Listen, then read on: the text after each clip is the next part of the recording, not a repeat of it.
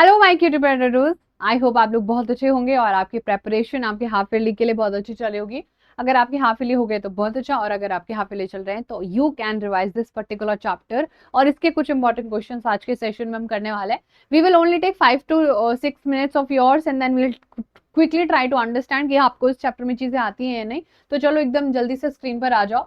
सबसे पहला क्वेश्चन करना है, arrange the following the correct sequence. आप transporting cloth to the workshop, sell in shops and showroom, या फिर spinning the yarn, the weaving of the fabric. सबसे पहले क्या करने वाले हो, यहाँ पर पूरा मैन्युफैक्चरिंग से लेके जो भी फिनिश गुड्स बचा प्रिपेयर हो रहा है, tertiary sector sorry primary sector से लेके सेकेंडरी, सेकेंडरी से टर्शरी कुछ दिखाई दे रहा है। सबसे पहले आप क्या करोगे, ऑब्वियसली अगर हम किसी भी चीज को सेल करेंगे शॉप या शोरूम में तो लास्ट में आएगा। और जैसे हम लोगों ने लास्ट में देखा तो हमारे पास यही दो ऑप्शन बचता है।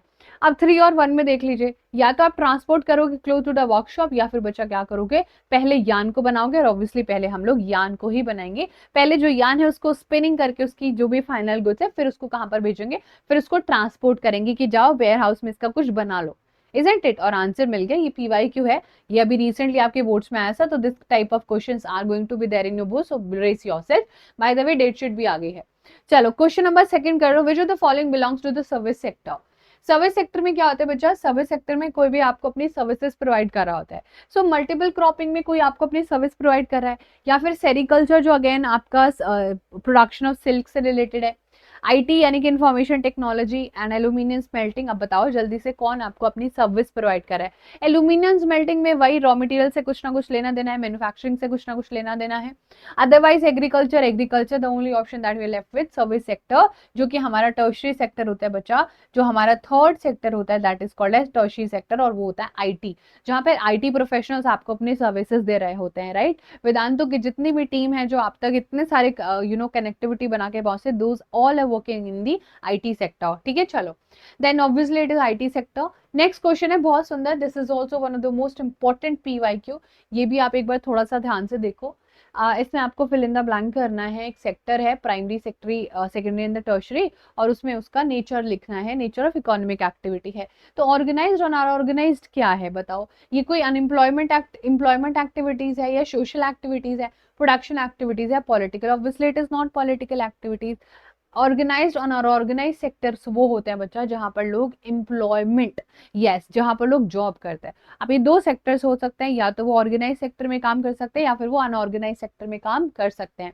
This was something very very important to be understood. Organised sector में एक ऑर्गेनाइज तरीके से चीजें होती हैं, लाइक आपको एक फिक्स टाइम पर ऑफिस जाना होता है, आपको एक फिक्स टाइम पर वापस आना होता है, आपको सैटरडे संडे ऑफ मिलता है, आपको बहुत सारे पर्क्स मिलते हैं, सैलरी मिलती है, एक फिक्स सैलरी मिलती है, बहुत सारी छुट्टियां मिलती है, नेशनल हॉलीडेज मिलते हैं। लेकिन अनऑर्गेनाइज सेक्टर में कुछ भी नहीं होता है। आपको जब चाहे जॉब से निकाल सकते हैं, बहुत सारी फ्लक्चुएशंस आपको देखने को मिलेंगे, सीजन में आपके पास जॉब नहीं होगी, कोई इसमें डॉक्यूमेंटेशन नहीं होते, कोई छुट्टियां नहीं मिलती है। राइट, ये हमने बहुत डिटेल में किया है। नेक्स्ट क्वेश्चन यहाँ पर कर लीजिए, fill in the blank. Where is the fill in the blank? पहले ही हमारा ब्लैंक भरा हुआ है, बट एनीवेज आप इसको पूरा रिवाइज कर लीजिए जल्दी से। कोरियर जो है वो बच्चा टर्शरी सेक्टर का एग्जांपल है। फिशरमैन यहाँ पर सेकेंडरी सेक्टर में आता है, क्योंकि वो क्या कर रहा है, फिशेस का मैन्युफैक्चरिंग। कारपेंटर प्राइम,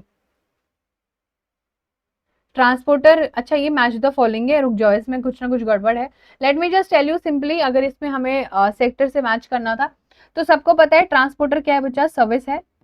राइट, और यहाँ मुझे लग रहा है ऑडियो नाउटी बताना होगा। कारपेंटर भी बच्चा अपनी सर्विस दे रहा है। Fisherman is kind of in the primary sector only, जहां पर वो रॉ मटेरियल पर एग्जिस्ट कर रहा है। और जो हमारा last and but not the least is obviously the service sector. ठीक है, तो यहाँ पर हमें अगर देखना हो तो इस तरीके से आपसे ये फिल इन द ब्लैंक्स कैसे पूछा था, नो आइडिया, या तो ये क्वेश्चन ही गलत है, वॉट एवर इज देयर। तो कोरियर में भाई उसने, टर्शरी में भी इसने इनकरेक्ट ही, मतलब बाकी सारे इनकरेक्ट हैं, है ना, क्योंकि ट्रांसपोर्टर भी सर्विस में आता है, कारपेंटर भी सर्विस में आता है, फिशरमैन प्राइमरी में आता है। तो आई थिंक सही पूछा होगा, फिल इन द ब्लैंक्स में बच्चा करेक्ट पूछा होगा, which one is correctly match. So the only correctly matched is this one. ठीक है, हो जाएगा। चलो नेक्स्ट क्वेश्चन की तरफ बढ़ते हैं।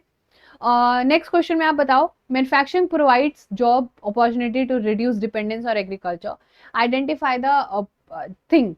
जहां पर आप देख रहे हो गारमेंट प्रोडक्शन कहाँ हो रहा है, माइनिंग तो देखो आप बता ही दोगे, बैंकिंग कहाँ हो रहा है, बैंकिंग हमें पता चल गया कि C का 2 होना चाहिए।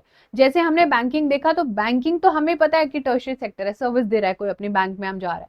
अब माइनिंग कहाँ पर आएगा, और गारमेंट, गारमेंट मतलब गारमेंट्स प्रोडक्शन जो होता है वो कहाँ पर आता है, सेकेंडरी सेक्टर में। अब माइनिंग आते हैं कहाँ पर, रॉ मटेरियल यानी कि प्राइमरी और रिसर्च एंड डेवलपमेंट क्वार्टरनरी जो कि उससे भी आगे है। सो बी अगर हम लोगों को देखने को मिल जाए B4, तो B4 हमको एक ही जगह पर देखने को मिला है ऑप्शन नंबर बी में। ठीक है, बहुत interesting session. Which of the following is an example of dependency of the primary sector on tertiary sector? बताओ कौन सा दिखा रहा है कि प्राइमरी सेक्टर टर्शियरी सेक्टर पर डिपेंड हो रहा है? वो दिखा रहा है कि dairy and the poultry producer suffered a loss जब कोई भी दुकान स्ट्राइक पर चले जाएगी। सो इसलिए हम कहते हैं कि हमारे तीनों सेक्टर्स बहुत ही ज्यादा इंटर रिलेटेड है, एक दूसरे से इंटीग्रेटेड है। Always remember this.